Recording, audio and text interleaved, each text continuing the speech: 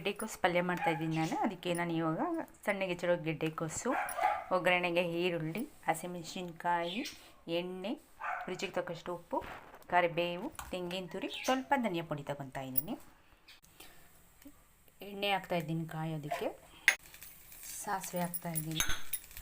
ನಂತರ ಕಡಲೆಬೇಳೆ, ಸ್ವಲ್ಪ ಉದ್ದಿನಬೇಳೆ, ಕರಿಬೇವು ಹಾಕ್ತಾಯಿದ್ದೀನಿ.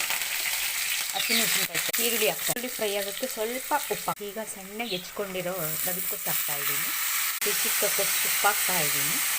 ಸ್ವಲ್ಪ ನೀರು ಹಾಕಿ ಬೇಯೋದಕ್ಕೆ ಬಿಡೋಣ. ಲಿಡ್ ಕ್ಲೋಸ್ ಮಾಡಿಬಿಟ್ಟು ಬೇಯೋಣ.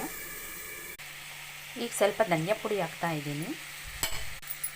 ತೆಂಗಿನ ತುರಿ, ಸ್ವಲ್ಪ ಕೊತ್ತಂಬರಿ ಸೊಪ್ಪು ಹಾಕಿದರೆ ರುಚಿಯಾದ ಒಂದು ಪಲ್ಯ ರೆಡಿ ಆಯಿತು ನೋಡಿ. ಇದನ್ನು ನಾನು ಊಟಕ್ಕೆ ಸೈಡ್ ಡಿಶ್ ಆಗಿ ಬಳಸ್ತಾ ಇದ್ದೀನಿ.